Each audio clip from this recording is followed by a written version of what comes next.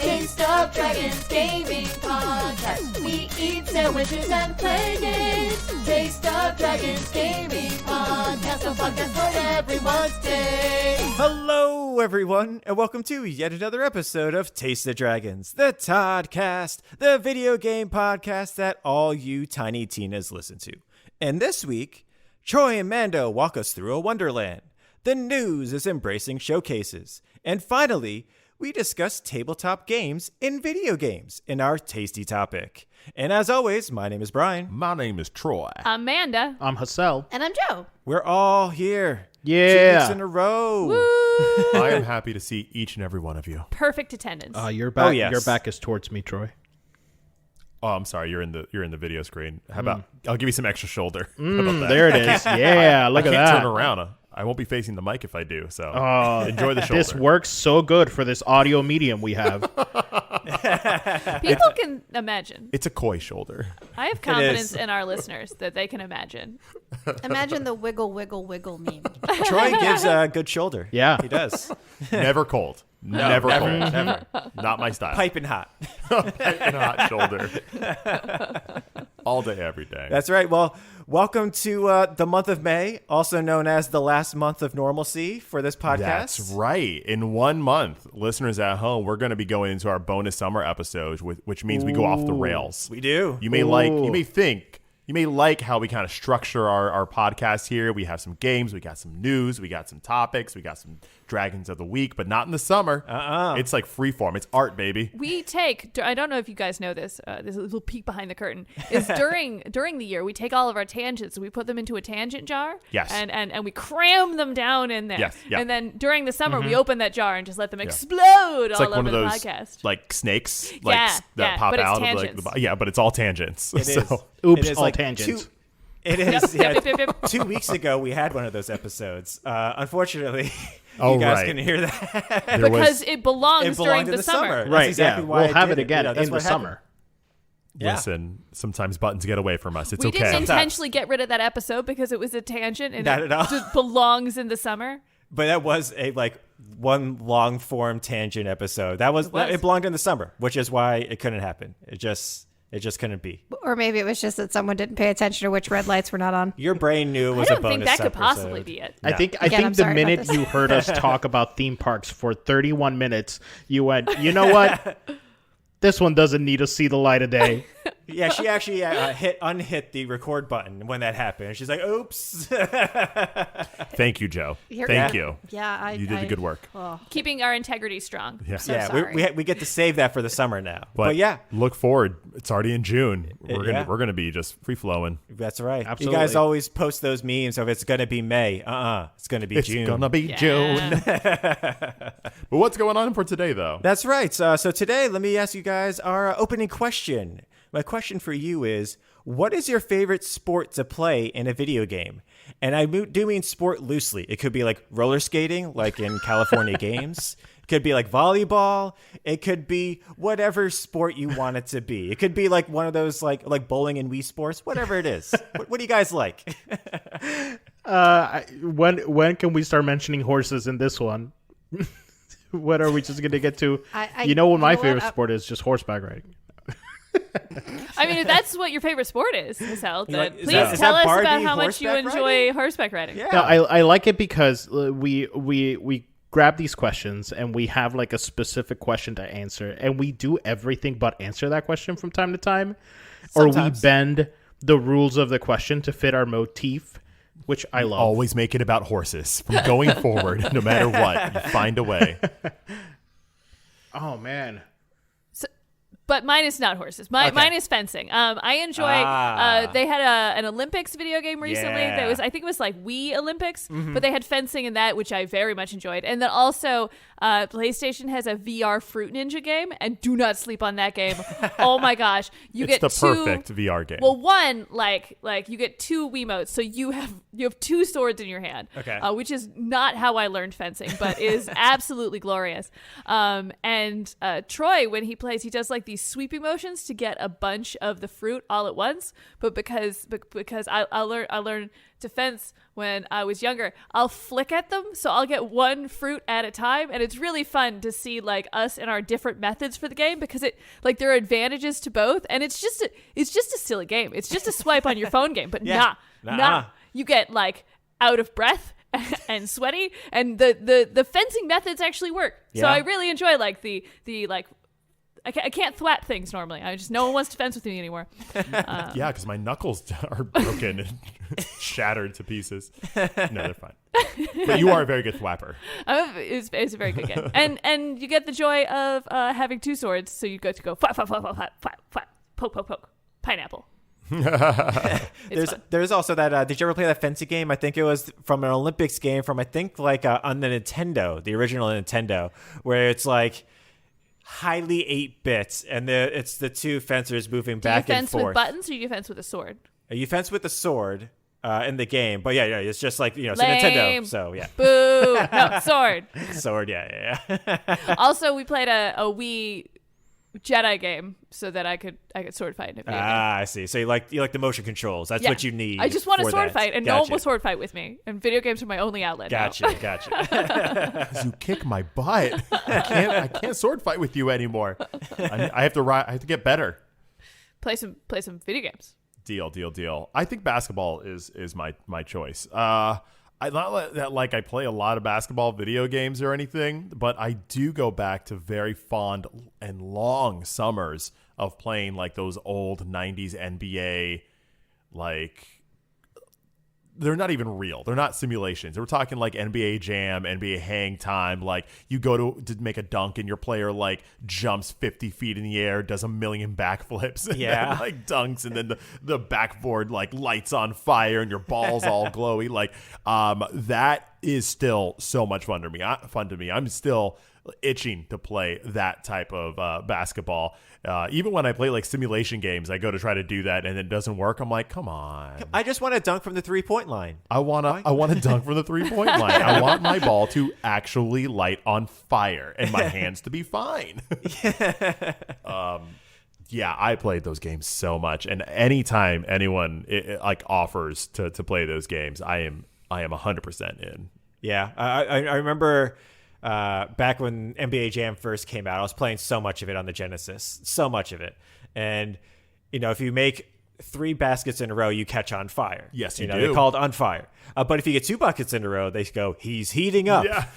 I had he's heating up like stuck in my brain for so long. Like I would be dreaming, and then like just whatever was going on, just in the background, it would just be he's heating up. Like what? Was it just like your internal temperature? I think like, so, yeah. Just letting you know you probably should remove the blanket. I feel like we all have those phrases. You watch a movie or you see a TV show or you play a game and it just gets like stuck in your subconscious, and then Yeah. Or a forever song. that's what you think. Yeah. Oh yeah. Absolutely. So yeah, no, you mentioning that, I was like, oh God, he's heating up. I love it. For myself, I just love bowling. I love bowling both in real life, and I love the video game version as well, because they have so many different kinds of it. Like they have it in the arcade. Like one of my favorite ones is when it's in the arcade and they have the actual like bowling ball that you like flick, kind of like with the golf games. I love that because you can do like spins, you can do whatever you want on it. It translates really well, too. It translates really well. And then I also love like the Wii Sports type of bowling as well, where you actually do the whole motion, and you can either do the whole motion or you can do a little flick with your wrists, and both work surprisingly well. But yeah, it's great because people who can't normally bowl very well, or even people who can, it seems like if you bowl really well in real life, you probably suck at video game bowling, and vice versa. For those of you who don't know, Brian is good at both. Yeah. He's good at actual bowling and video game bowling. I'm decent. I want to see this one day. Like I've heard about this. I've known this of you for many, many years. I don't think I'll ever get the opportunity to see you, but I really want to. We've all gone bowling together. Really? Have we? We did. It was probably it was probably like 12 years ago. I probably didn't even know back about when I still poked fun at your trophies for bowling. I do. I have a trophy that's 3 feet tall. He's fine though. He's Wow. fine at it, He's right? fine. Yeah, he's a shark. Don't put any money on those games. Brian, do you have your own bowling ball? I do. Do you have more than Bowling one? ball, shoes. I do have 2, but I only use 1. Okay. That other one knows what it did. It does. It really does. It's there for safety. It's for my one that I'm currently bowling with. Like, hey, if you mess up, I got a reserve. Okay, all right. You have a replacement. Dang. Don't do anything to me. Harsh. I didn't know you were a secret bowler, Brian. That is something that's on my mind now. Yeah, absolutely. He's heating up. I got 2 strikes. Oh no, so much pressure. It's so hard for me to choose a favorite. You said horseback riding. Sport game. I can't. Yeah, you said horseback riding. Yeah, horseback archery. I thought you said that. No, Yeah. Those exact words. No, Archery because polo. I do like that, but it's not my favorite. Underwater polo with horses. No. I could imagine that. Rocket League with horses. Oh, that would be great. Rocket League with seahorses. It's underwater. No. I think I am a child of whatever season I'm in. So like if it's in the fall, I'm playing like Madden. If it's like any other time, I'm playing FIFA. No, you know what? I'm gonna go FIFA. I'm gonna go soccer. All right. There we go. There it is. Yeah. But with horses? Yes, with Horse horses. FIFA? Yeah. Okay. That's Horse polo. FIFA. That's just polo. Not enough polo No, games no, out no, there. no, I'll say no, it no. right now. There's no sticks in Sure. soccer. Yeah. So what? Aren't your legs just 2 sticks? That's such a robot thing to say. It is. It really is. I don't know what you're talking about, Manda. I'm just looking objectively. That's all. That's all I'm saying. No, I was actually asking seriously. Like, are your legs just 2 sticks? Yeah, they are. Yeah, they're like So what? they're like 2 golf clubs. They bend at the bottom. Leg day is every day if you walk. Whoa. Whoa. Yeah. Dang. What about you, Joe? I think it's Mario Sluggers for the. Oh. I want to say for the GameCube. I think that is my favorite sports game like ever made. What about that frog golf game? Okay, Ribbit King. The name of the game is Ribbit King, and it is an amazing game. But I don't think that game is. Oh man, As good that's as real Sluggers? Close. Mario Sluggers is my love of Daisy in it, and Okay, it's very okay. difficult for me to let that go. But the Frolf game, the Ribbit King, that has my love of creepy, scary guy that like makes all the weird sounds that comes out. It's just for a long story. Another day. Look it up, Summer. y'all. Look it up. Ribbit King. Go look up Ribbit King. There is a Frolf master in Ribbit King who has a very interesting voice and a very interesting way he walks, and he's a scary, like blob monster looking thing. I don't know how you would play this game. It seems like it would be an enterprise to locate it or to download it. But if you can, it's very fun. Find a video. You have to find a copy of it online. If memory serves right, it's kind of expensive. Yeah, it's That's for GameCube. Yes, GameCube. Yeah. It's a GameCube game. You have And to buy a GameCube and then yeah. buy this game because it's definitely not ported on anything. It's not, and No. I really wish it was. I You really can play wish it on the was. Wii. The Wii plays GameCube games. I don't mean Oh, this that's true. offensively, but I'm sure it was in a dollar bin when we played it. When we played it, I think I don't think. I'm trying to remember how I ended up with it. I think the cover was so dumb looking, and there was a Oh, yeah. panda on the back of it, like holding a bone. Like he was dressed as a caveman holding a bone to hit one of the. Okay, it's a golf. You know what? It's Sluggers. I'm telling you now. I'm really Okay, sure okay. Sluggers is my favorite. Okay. One day we'll go into Frolf. But no, Yes. we're going to talk about Ribbit King. I'm just letting you know Yeah. it's Sluggers. So Ribbit King, I think I was. See, When so we this is what opened it up. happens. I love this game so much. the lights are still on. It hasn't The kicked us lights are still out. up. We're good. This game's real weird. It's a great game. Great game. Go look at Ribbit King. All right. So thank you guys for answering my question. And now that brings us to, hey, Troy and Amanda, what are you guys playing this week? Thank you for bringing us to it, my guy. So, Man and I, we played a game. Wow. We started, I don't know, maybe over a month ago. We've been almost nonstop playing this game. Wow. It's kind Yeah. of addictive. Yeah, many hours, probably 40 plus hours, 50 hours. I'm not sure. I'll have to look it up. But we've been playing Tiny Tina's Wonderlands. This is a game that was released in late March, developed by Gearbox Studio, the same studio that has given us all of them Borderlands games. All of the first one, the second one, the pre-sequel, the third one, the next sequel. I don't know. Fun Tales. fact is Troy and I have purchased all of the Borderlands games. We Yeah. have never beaten a Borderlands game. Yeah. So when this came out, it was like, obviously we have to buy it. Also obvious, probably not going to finish it. I always fall off of Borderlands games. I get I don't know why. deep into it, and then I just forget about it, just fades away, and I'm like, wasn't I playing some game about borders? And then you're right.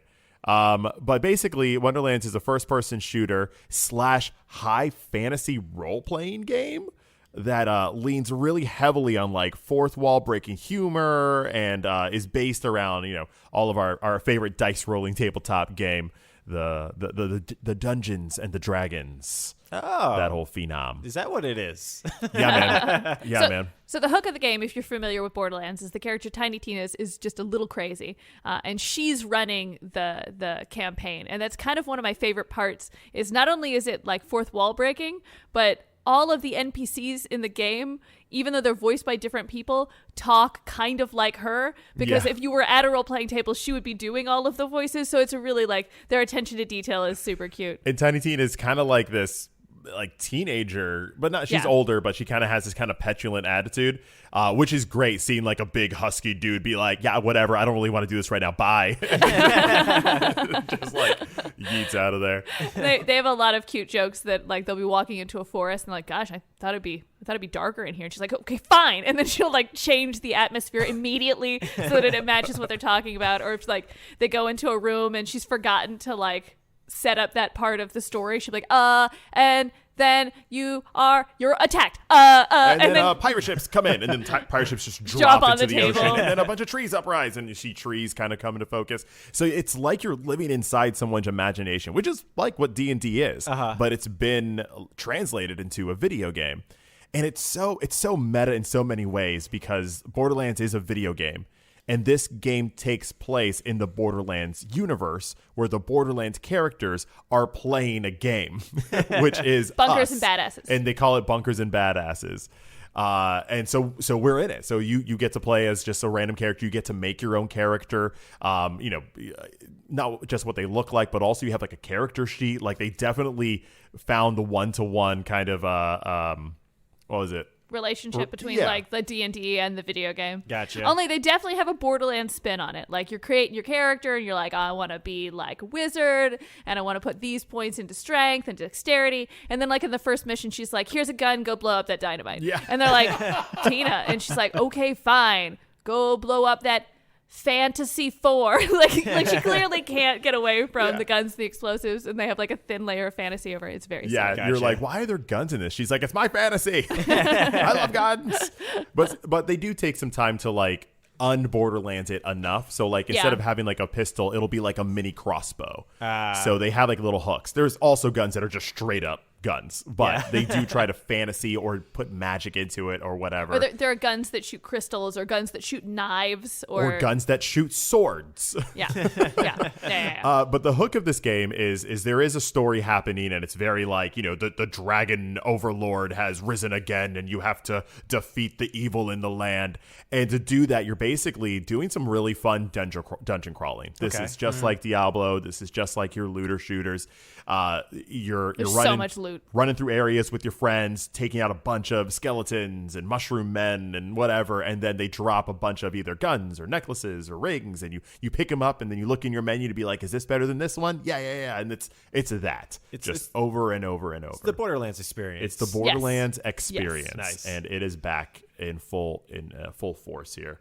But they do a really good job. The game's really tight. Having played other Borderlands, there's definitely been areas, like I said, we haven't finished the previous one, so there'll be times where it kind of dies down, or I feel like I'm in an area for too long, or hey, I've blown up enough things with a tank. I know that seems impossible. But you get to the point where I'm just but we never hit that wall. There was always, even though looter shooters at their base are just a clicker, I've dropped these things. I had all blue items, now I have all purple items, and now I have all gold items, and it's just you're just in that same loop forever. But the game is so fun that you're completely distracted from the fact that you're basically just making your 15 into a 17 into a 21 into a 25. The characters are really colorful. The world is super colorful. There's so many different fun environments in this, from underwater abysses with just snake mermaid men and coming around attacking Nagas. you. To even there's a side quest where someone has a bean, and then you literally prop it in here, and then it grows an entire town that is an entire new area. and you fight amongst like Jack and the Beanstalk style with all these houses on trees, and it's just a town that you accidentally sprouted a huge vine on, and they're like, why are we up here? And they have references. Boy, do they have references. They have Don Quixote references. They have Guybrush Threepwood references. Yeah, they do. They have Indiana Jones references. Ooh. Yeah. They have Geralt of Rivia references for all those Witcher fans out there. Oh yeah. Yep. You definitely feel like this is a spinoff because in the second Borderlands game, there was a side mission, or one of the missions involved Tiny Tina, the character, doing like a little D&D reference thing. It was just a little mission, like Assault on Dragon's Keep or something, and it was like cute and it was fun and it was fine. And then they made a little like pre-sequel here, right? Yeah. Because so many people liked this one little side mission, they made like a spin-off to that. And then that was so popular, they made an entire spin-off of a spin-off, when this spin-off is an entire game. Yeah. Which I think is just incredible.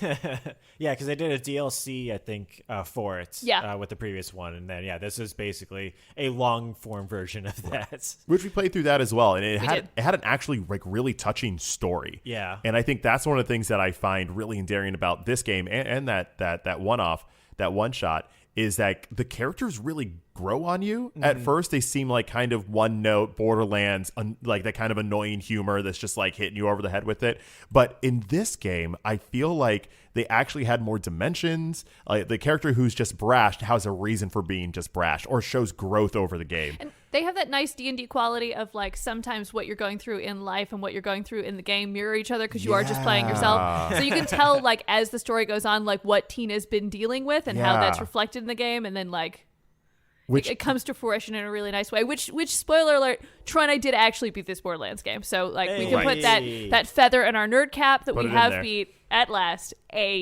Borderlands game. And I know there's been some criticism saying that the game is really short. And I think mainly that, I know, I'm also like, what? That's if you tried to mainline the main story, that you will be done with this. But for us, like, we spent this entire time, it's like collecting all the different little loot boxes and poetry pages and going on all the side quests and exploring all these different lands. Like, it took us weeks before we got through the main story, but we also weren't mainlining it. And it felt more conducive to play that way. And all of their little stuff is really rewarding. Like if you beat, like they have these obelisks quests where you go and you like beat a bigger monster, like a bigger boss.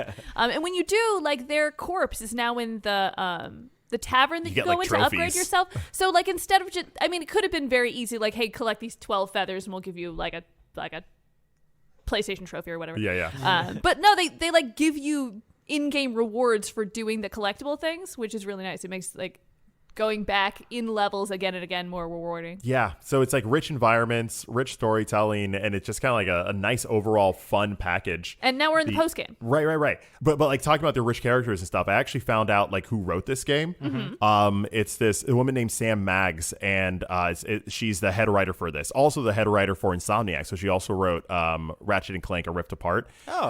Novelist, comic book author. She wrote the Fangirl's Guide to the Galaxy. And what's really cool, on top of all those things, she is a proponent of adding like queer representation in games. And what I loved about this game is they do have queer characters in there, and it's not just one. It's not just like, all right, we ticked the box, like, you know, like weird dumb tokenism stuff. Like instead, like they actually have characters, and even Tiny Tina herself, you know, identifies that way. And it's just like, it's so nice just to see like this Wonderlands of like acceptance. Looking at Sam Maggs, I found out that she's also going to be the head writer on the new remake to Knights of the Old Republic. That's coming out. Yeah. So seeing what she's done before, seeing what she's done with this game, and seeing like what she can do to like update Knights of the Old Republic in like a meaningful way makes me very excited to where that game is going to go. Nice. Yeah, I didn't know that. That's awesome. Yeah. Really cool. Good interviews online too. YouTube some Sam Maggs. You won't be disappointed. But yeah, so a cool thing is Manda and I, we are in the end game now. And we're still enjoying it. We've beaten the game. We've done all the side quests. And now we're in that like nice crunchy part of those games where you're just like trying to get the right like sword that has a passive ability that complements your armor, that has a secondary ability that complements your necklace, that like it all synergizes together to give you like this big crit damage. And exhaustingly fun. So now that the main story is over, there aren't any more stories or side quests. So to replace that, they've made basically like it's not a tower, but that's how I'm imagining it in my mind, is you beat level 1 and then you can go to level 2 and then you can go to level, and the highest level is 35. And at level 1, the players have 100% health, right? We're at level 17. They have 450% health. So when we get to 35, Yikes. they're going to be absolutely insane. And there's something really fun about that, is that they took the mechanics of the game and they found a nice way for you to continue to enjoy it for enough hours for them to come out with DLC to give me an excuse to keep playing it. And that's very exciting. And the grind gets real, and it's fun. And we're doing it with friends. Yeah. And not just any friends. We actually played through this game with our real life D&D crew. Which I think is what they anticipated. They made this game for that dynamic. And luckily, we had the correct number. You play up to 4 people, and we had 4 people in our D&D group, and we just giggled our way through this entire game. Every little D&D reference, every trope that you get into when you're at the table playing D&D. There's a classic example of hey, here's the main character story, but then someone in the background has an interesting hat. And all of a sudden you become fixated on the guy in the hat, and the DM's like, no one cares about the guy in the hat. Look at the main person. The main person's story. Yeah, but what's going on with that guy with the hat though? He's got a blue hat. Who wears blue hats? And then you have to go on a whole side mission, and the DM has to make it up on the spot because he didn't expect you to get fixated on this one dumb side background character. All that stuff is in the game, the whole, and it just feels so good. What's it called? Oh, it's the whole would your party like to go adventuring? And the entire party goes, nah, we're just gonna find the nearest bar. Yeah. They touch on all those tropes, and it's delightful to not just to experience that, but also experience it with your D&D peeps. So how did you guys decide what classes you were going to play? Did you guys mirror what you play in D&D or what you normally play in video games? Manda and I got the game first, so we just, I think, grabbed whatever we thought was cool. Okay. Pretty much. There was a character. There's a class that throws a hammer, and I was like Thor style. Has a dragon brings too. it back and has a dragon. Oh, okay. And I was like, I'm gonna be that guy. Nothing like my D&D character. This guy's like an orc paladin. I made an orc paladin. And then Manda, you were like a wizard, right? Yeah, I'm the spell sniper is what they call it. And instead of being able to cast one spell, I can cast 2, and I cast them faster. So at my best, I don't even have to fire my gun. Okay. The little tangent is my favorite spells are spells where I snap my fingers, because basically my character will walk in the room and I'll snap my fingers, and then just oceans of people will die in front of me. I mean, I've never had a god complex in a video game before, but this one, oh my god. I wanna go back for a second, because Troy said that he was a character that threw a hammer and he was an orc, and I'd be remiss if I didn't call him a Thork paladin. That's pretty Thank good. you. I'll be here. Dang. All right, that's my character's new name. Thork. That's a good orc name. It is. I agree. But the online has worked pretty well. We've definitely had a couple hiccups here and there where people are lagging, or hey, we just need to restart the game entirely. The game had a few bugs with item bugs. You can't see the items that are in your menu, which is important in a game that gives you a bajillion items. But usually it was just either quick restart or a reload, and then you're back going. A lot of that stuff has been fixed with patches over the past month, so that feels good. And a lot of quality of life changes has been happening as well. But I think overall the online experience has been pretty good, right? Yeah, and they do crossplay, so you can play with people on different platforms if you'd like. All of us are on Sony because Sony. But if you were on PC or Xbox, we could still play with you. Yeah. And we're still playing this game. We're not done. We're in it to win it. We bought the DLC. We bought the season pass. That's how we're doing. Nice. But if we were going to make this into a sandwich, Troy, what kind of sandwich do you think it is? There's got to be lots of glitter. Edible glitter. No, gosh, no. Yeah, I'm thinking of... We enjoyed this sandwich. Sprinkles is what I mean. Okay. Rainbow sprinkles all over this sandwich. I'm going for a donut sandwich. Okay. It's sweet. It's a little much. Mm-hmm. But maybe an eclair that we cut in half? Okay, let's cut an eclair in half. Ice cream sandwich? I don't know. Oh, yeah, put ice cream in the middle with some sprinkles. Yeah, I'm okay with that. That's a sugary ass. That's what this feels like. It does. This feels like a sugar rush. Yeah, it does. It's exploding with sugar. Yes. Is what's going on. It surely As someone who is about to work for a French company, actually who is hired by a French company, I would like to say that this eclairs I guess I don't know what to call it. It's the butchering of an eclair. Yeah. Just makes me cry a little bit. I bring up Eclairs because it's a D&D reference and it's a sweet treat. Oh, So, I didn't know that. That seems like Claire's is a D&D I reference? thought Troy would remember the D&D reference from our D&D, but we don't. I'm not going to explain it because it won't be fun for anyone. Well, now you have it's a to explain reference it. to our game. Yeah. It's Yeah. an inside I don't reference. It's fine. It's fine. Check us out on our other podcast, Inside D&D Jokes. One of us writes notes. The other one. One of us is way too into the game. Every game needs a note taker, which we'll talk about in segment 3 of podcast. We will. But this is great. Check it out if you can. It's a fun game. Will Arnett is the villain. That should be reason enough. Nice. Oh my gosh, He's glorious in all of his Will Arnett-ness. It's fantastic. Nice. And then Ashley Birch does is the Tiny Tina, yeah. the same voice of Aloy. Yep. And you wouldn't be able to tell. Yeah, which is She's excellent. It's Yeah. crazy to me that those two are the same voice. I was just looking at some of the is other characters, impeccable. and you have Andy Samberg and Wanda Sykes in it too. Yeah. Yeah, they're at the table with you playing D&D. Oh, that's awesome. You're out of game. You're in game, out of game characters. Yeah. Valentine and Fret, I and think. Fred. Yeah. Nice. Yeah. Great pretty names. Good, pretty good cast. And yeah, it's just nice. You can just tell how much people love D&D when who made this game, the people who made this game. You can just tell how much they love D&D And the Borderlands. shows. And Borderlands. Yeah. True. Nice. All right. Well, thank you guys for talking about Tiny Tina's Wonderlands. And now let's get on to the news segment. It's pretty short this week. We are recording this earlier in the week, so not much has happened. So we apologize if anything amazing has happened between now and Sunday. But the first bit of news is the Embracer Group has agreed to acquire 3 studios as well as a whole bunch of IP from Square Enix this week. And yeah, they're going to be picking up, let's see here. They're going to be picking up Crystal Dynamics, Eidos Montreal, and Square Enix Montreal, which, you know, is probably going to have to change their name. And it's going to be about 1,100 employees in total. Wow. Between those 3 studios. And the IP that they're acquiring Yeah, what games are they getting? They're getting Tomb Raider. That's Yeah. big. Oh, interesting. Okay. Crystal Dynamics, Which they're getting Tomb Raider. is they're already pretty deep into developing the next game as well. They're getting Deus Ex, Also which is big. a pretty big Yeah. game.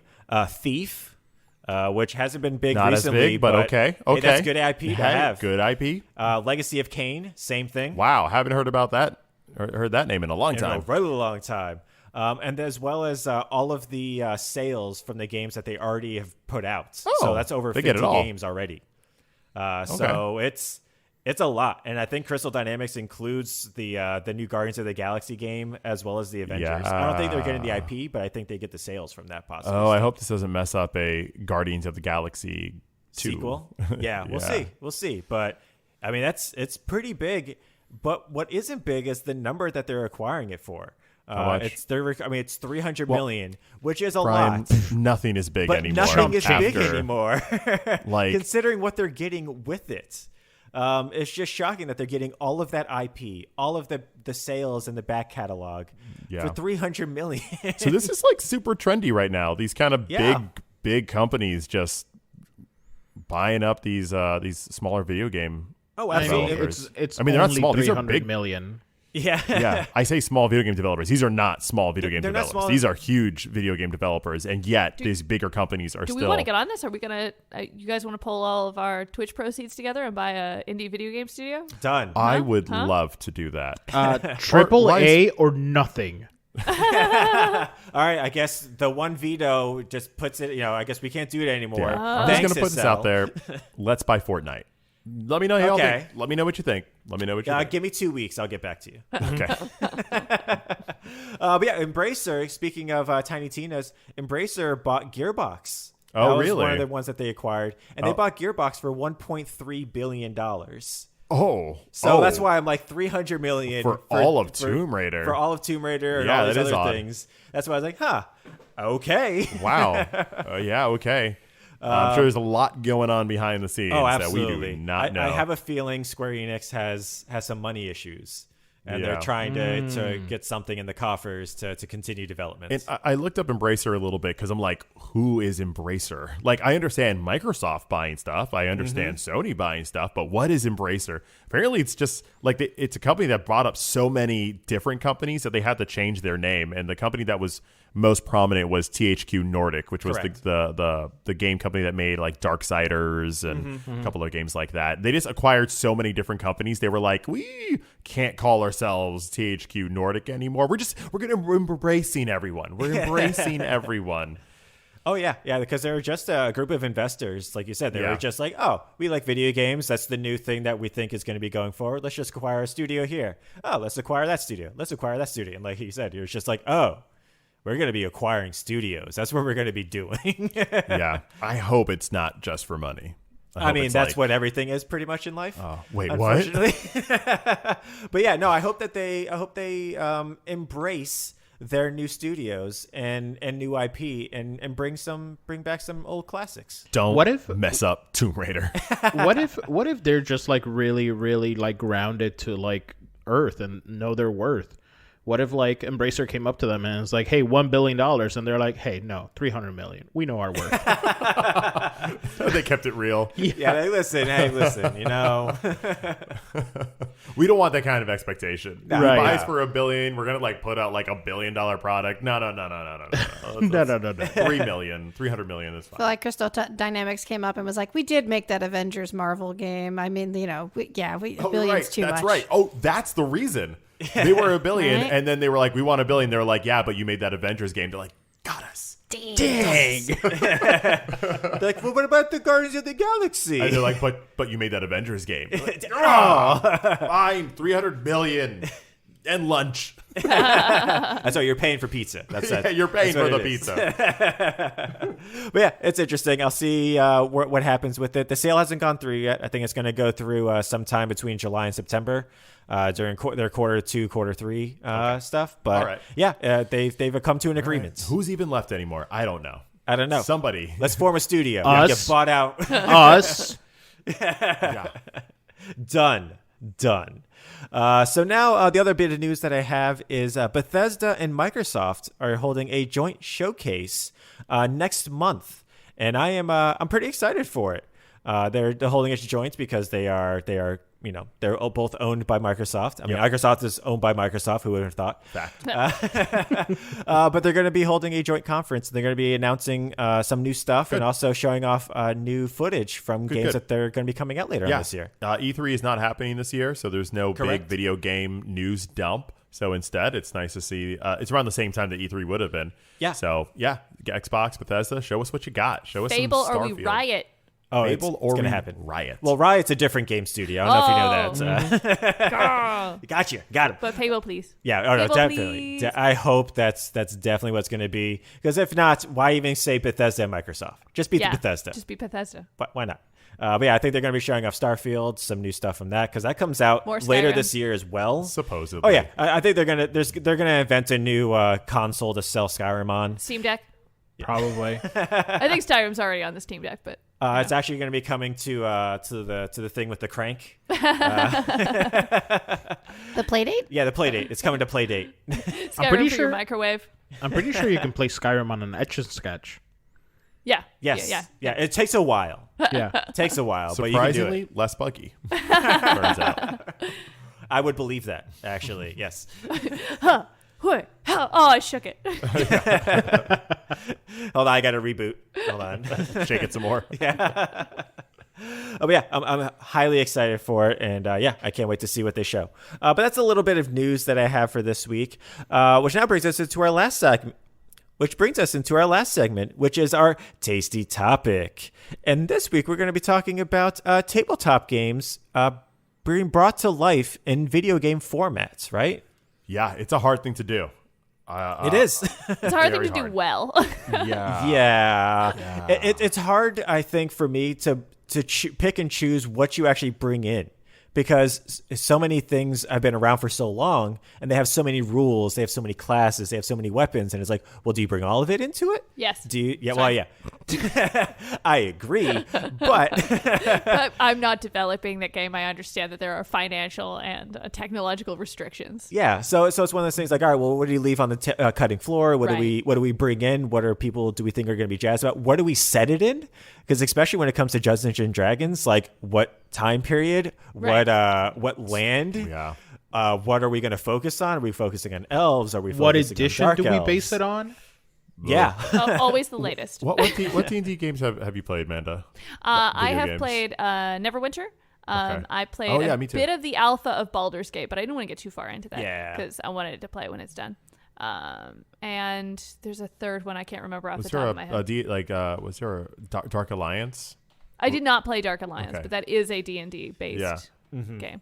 I feel like whenever I've seen a D&D played in a video game, it feels more video game that just has like D&D items in it. Okay. Or like at least for Neverwinter. You played way more Neverwinter than I did, but I felt like hey, the spell I'm casting is a lightning spell, but it'll be named like Conjure Lightning or whatever the official D&D Right. name for it is. But it's still just like a lightning spell. I don't know. Have you felt that video games that are based in D&D are more D&D, or are they just video games with a D&D like gloss over it? I think that from my perspective, the D&D games that I have played is they'll have a lot of the rolling mechanics, they'll have a lot of the spells, they'll have a lot of the lore, the classes, the races. So a lot of like the book content, but I feel like the thing that they miss is like the interaction between characters, or maybe even just like the role-playing aspect of it is Right. I feel very much like I'm playing a video game. I don't feel like I'm playing a tabletop game. Where I feel like there are some other games that I think get that like problem solving mechanic more ingrained. For Neverwinter, for example, it's very linear. I'm going to go here, I'm going to go to the Yeah. dot, I'm going to kill the thing, I'm going to go to the next dot, I'm going to kill that thing. I'm going to get the story. It's going to have all of the gods' names and all the character names and all the spell names that I love, and I'm going to be excited. But I'm not role playing. I'm not problem solving. I'm just doing what they told me to. But if I look at like Divinity Original Sins, that game has very D&D-esque like formatting. But when I go to solve a problem, it's like, hey, you have to get out of here. And it's like, okay, what do I do? And they're like, I don't know, figure it out. There's lots of options. You could And- talk your way out of it. You could try to sneak around and pick a lock. Right. You could try to dig through a tunnel, dig a tunnel if you wanted. And all of your decisions are luck based, which is very D&D. Like, hey, I have a really high score in charisma. I'm going to try to talk this guy into letting me leave. But, you know, I fail, even though I have a high charisma score. It's like, oh, man, that didn't work, but I'll try something else. So Yeah. I feel like, strangely enough, I haven't played a D&D main game that's very D&D, but I have played some other games that are more, like, they get a little Yeah. more of the aspect of the Yeah. tabletop in them. I felt that same way about Disco Elysium, which is all role play. There's no fighting, but it's all based on like your character sheet and your roles and like how your charisma is, how your intelligence is, what your skills are. And then you literally have to just roll for those and see if you can get higher or lower, and you get modifiers based on what you've done, or if you found some information that may add to your intelligence or something. It's really smart, but it feels like a tabletop role playing game, even though it's absolutely not. Yeah. I should caveat my last sentence by saying that I haven't played a lot of the new Baldur's Gate. It does seem like it has more of that problem solving aspect. to it. Correct. Just- Yeah. Okay. And You're more screaming characters at me too through that you the can, podcast. and more characters too that you can kind of talk to, right? Yeah, there are lots of different ways you can solve problems. It's not as linear as like a normal like, you know, go to dot video game. But Baldur's Gate doesn't let you play as a gnome, so like Well, table what's flip. the point? Get out of Just here. say no. No, thank Yeah, you. halfling can't be a gnome. Does anyone here play Warhammer? I know that's Yeah, a big- Warhammer. I've played a couple Yeah. of their games. They are extremely hit or miss. Warhammer, you either have on the one end where like, wow, this is very well done, or you have the complete other end, which is why the only thing that tells me that this is Warhammer is that it's in the name, like just in and the the name. setting. Like, Like, other than that, it's complete garbage. Warhammer- Isn't Vermintide Warhammer? Yes. Okay. Vermintide is one of those ones which is also hit and miss inside its own game. They have I got Vermintide 2, and I played it when it first came out. I was very excited about it. It was very good. But then they have aspects in it which is just like, why are you doing this? What does this even have to do with it? This is not very good. Let me just go play the stuff I like, and then you do that, and it's interesting. I'm familiar with like the base Warhammer games. They're very strategy focused. Like you make an army and then you take your army to different places to fight. And I know they have a lot of spin-offs that are like third person, just straight up action fighting games. And also Vermintide's like a shooter game. But what is actual Warhammer? Like, you don't explain the whole thing to me, but like, is it Like the tabletop anything, version? Yeah, like a tabletop version. Is it anything like those games? Yeah, no, it is. Yeah, It's strategy. Yeah, it's pretty much D&D. It's just set in a different universe. You know, they have its own different rules. I usually associate Warhammer with having a lot of figures, though. Where Okay, D&D, fair. you may Okay, have yes. like Okay, one I or see what two, you mean. like- I see what you mean. Yes. Yeah. So Warhammer it's one side versus another. So you're usually playing against not usually. You're always playing against another person. You each have your own sets of armies. Okay. And you measure with with measuring tape, and you have to have like line of sight. Gotcha. It's a lot of those types of things. You get to the war part. Yes. It's a modern version of like what Victorian gentlemen used to do in their study, where they would put down like a real French army and a real Polish army, and they would fight like an actual war that happened. Well, this Right. is just like space. So fantasy. Risk. They're essentially doing Risk. No, Risk is like a map and you have little pegs. No, this is like, I have recreated the terrain of the hill behind my house because there was a battle there, and I'm going to spend 45 minutes putting all the leaves on this tree so that I can have like a realistic reenactment with these little tin soldiers. Reenact or even strategize. Yeah, if you're strategy going was into a lot of strategy yeah, is yeah. usually So part it's of like it. Risk Trying and to learn them. Settlers of Catan. Something like that. It's No. much more. Man, it's not giving it to you, man. Stop. If you've Just ever stop. played Final Fantasy Tactics or one of those types of games, it's that. It's basically you have your certain characters or whatever. You move them a certain amount every single turn, and then you have your spells or whatever it is that you have, and then you just try to defeat the opponent. Right on. It's interesting you said tactics, 'cause I was going to ask, is the Mario Rabbids game Yes. Yeah. basically Yeah. tabletop? Like, because I love that game. I don't play a lot of tabletop games just because I like to watch a story. I don't necessarily want to be involved a lot of the time, but I do love those Rabbids games, and a lot of what you do in those games is based on luck. Yeah. It's based on the luck of when you moved your character, if the things that you hit actually die. A lot of the time you have math involved in it as well, if you get lucky enough to where like your hits are harder or whatever it would be. But like there's no actual dice rolling, but there usually is a gimmick to that aspect of luck. So that's the thing that's always intriguing to me is whether a developer chooses to show you the rolls or if they don't. Because basically, any tactics type game is basically a D&D / tabletop type game. It's just whether they choose to show you the rolls. Like Mario Rabbids is just not showing you the rolls. No. It's definitely happening. Oh, yeah. It's definitely you're going to do between this and this much damage. But is it going to happen or not? Are they going to avoid it? Are they not? Oh, yeah. Whereas in like the D&D type games, they are showing you those rolls. Yeah. You see, They are. you see you the are receipts. Yeah, you're either seeing the dice themselves, or they're just like, "Hey, you rolled a 9," or you rolled 4 9s. Yeah. And the enemy rolled this, and you failed, or you whatever. So that's one of the things I actually see the merits of both, whether to show it or not, because. And I love them equally. I think it depends on the game whether they do it or not. Cyberpunk 2077 has made me want to play the tabletop version. Like, I'm intrigued about it. I would like to research more about it. I have not played the tabletop Cyberpunk, nor do I know anyone who has. But it must be more popular now, or has a new resurgence in popularity. So I would be very interested to see what that's like, because I really fell in love with that world. And I think the world state, like what the characters are up to, what happened in its history, how the world came to be, I think that's all coming from the actual tabletop RPG, which I'm into. So, man, if you want to have a metal mohawk with me one day, let me know. We'll roll some characters. Get a crew together. I'll sell you in on this. You want robotic legs? Okay, we got so you. Yes, I do actually. As long as I can actually put in the extension where like the side of my leg comes out and there's a gun holster in there, like RoboCop style. 100%. I don't think they would be come without awesome. one of those. Yeah, standard. I don't know why I never put 2 and 2 together. That like, because I love Dungeons and Dragons. Like I've been playing it since I was like maybe like 16 years old. I haven't played in a really long time, but like it's still part of like. One of those things that made me come into, I guess, like nerdom, quote unquote.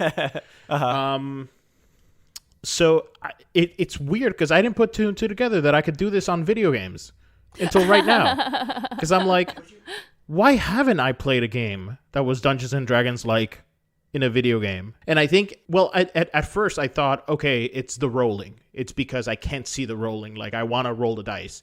But now you guys are telling me that there are games that you can actually roll the dice in? Yep. Yes. Oh yeah. Okay.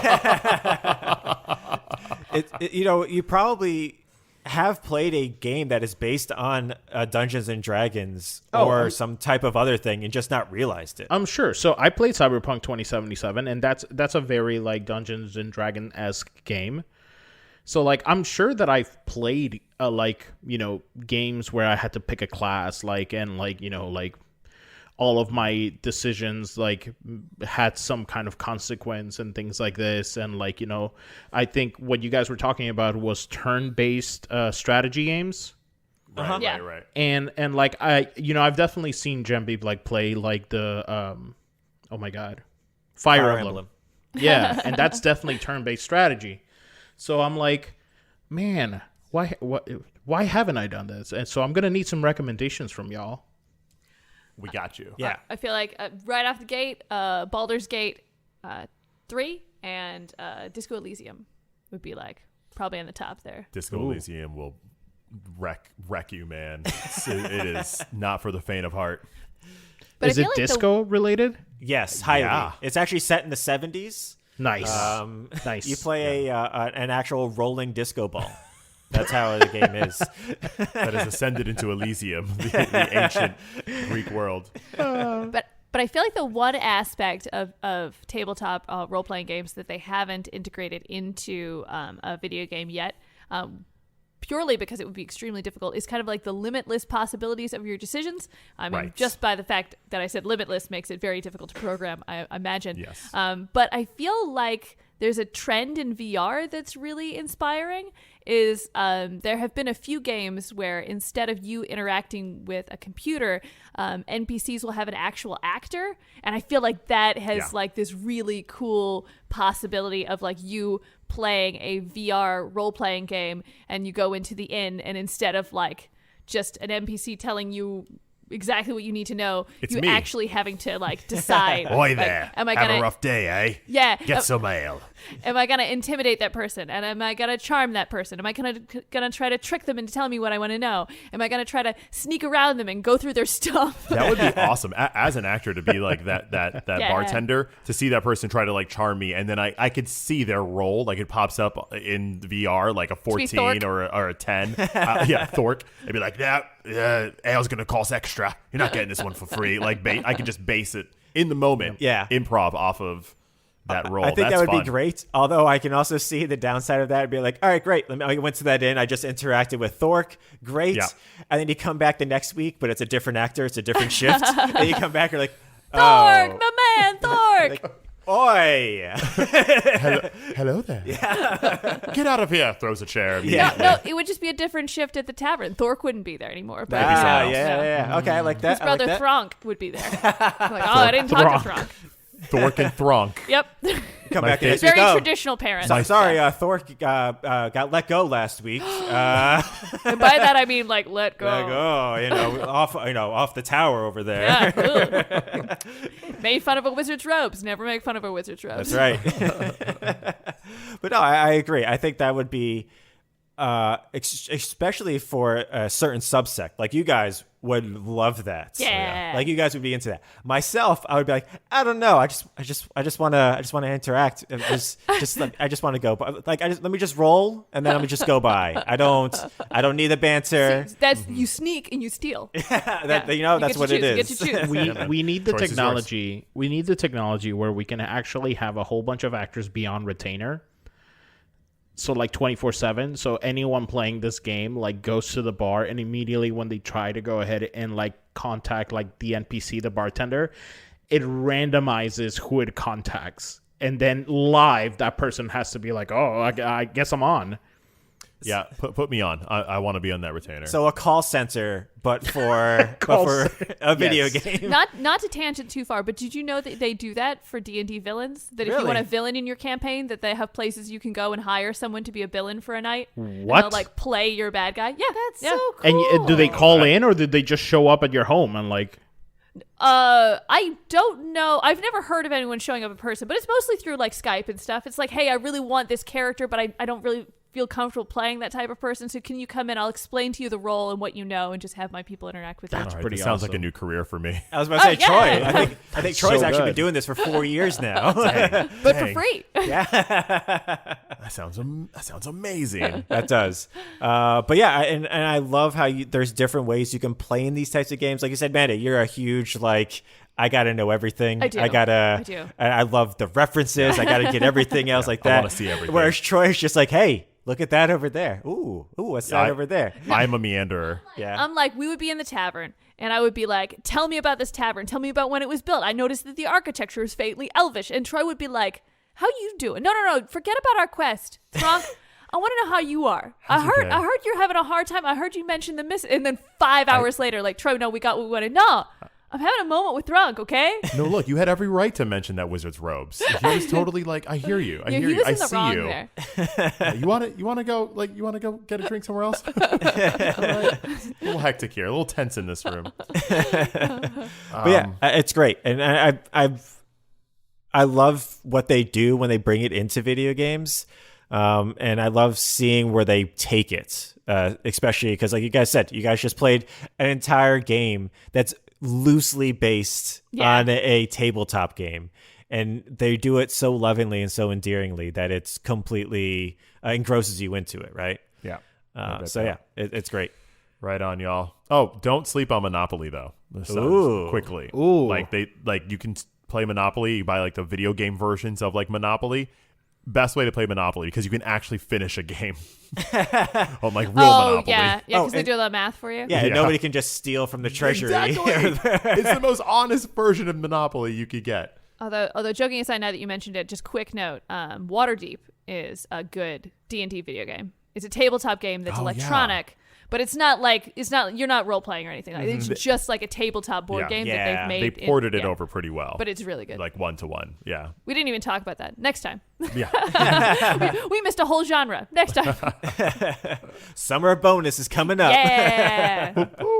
But yeah, I think that will do it for this week's episode, everyone. But unfortunately, that brings us to the end of this week's episode. That's sad news, but I got good news for you. You do? That's right. Next week, we're going to have a special guest on our podcast. We have Josh Koval from the Still Loading podcast. That's right. Yes, special guest. We'll be on talking about video game collections. We'll be talking about maybe some behind-the-scenes developers. It's going to be a good time. He's had us on his podcast a few times, and we're so happy and honored to have him on ours. You won't want to miss this next week. Mark the date, y'all. Mark the Check day. us out, and also check out Still Loading Podcast. Look for the episodes we're on, but like also just enjoy the other. Yeah, most of them are like, not They most of them, had- all of them are great. An exquisite Final Fantasy draft episode last month that everyone should check out. It's funny. It's amazing. They made it's like Mad Libs, but like long form. Nice. But And also- Final Fantasy. Check out like the Monkey Island episode because like That's it's the new one and you're I'm going to on be that. on. Yeah. Also be check good. out the Witcher episode I was on. That doesn't exist. That does not exist. Nope. He Nope. couldn't handle the massive amount of Yeah, come knowledge on. that Like, Hassel had. damn And it it, would have been a Hassel. 10-hour episode. And he's like, listen, we can't do this. I can't even edit this down. One I'm day, just going to have to cut it. One day, I'm gonna prove that you have not seen The Witcher. I know. I have no proof now. But I'm seen- gonna get it.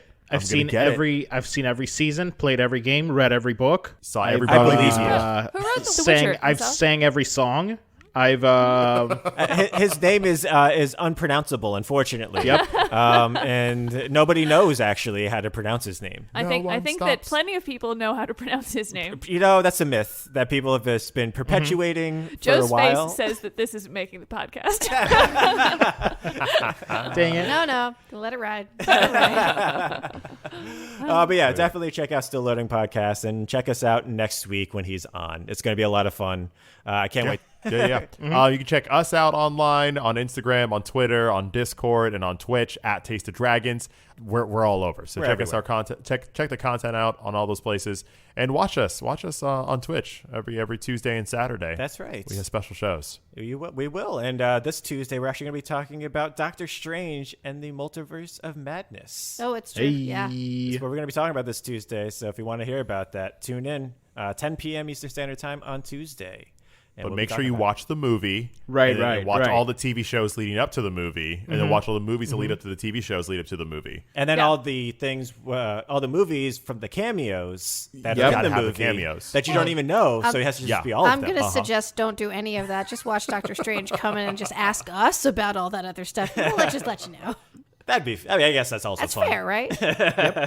Our distinguished panel of Distinct. Well, I don't know what's distinguished we'll distinguished. put out a reading list. It'll be like a summer reading list, but it's going to be a weekend reading list for all guys of should our do that. listeners. That's Put out a idea. reading list. Doctor Strange, Doom and Torment. Read that one. That was fantastic.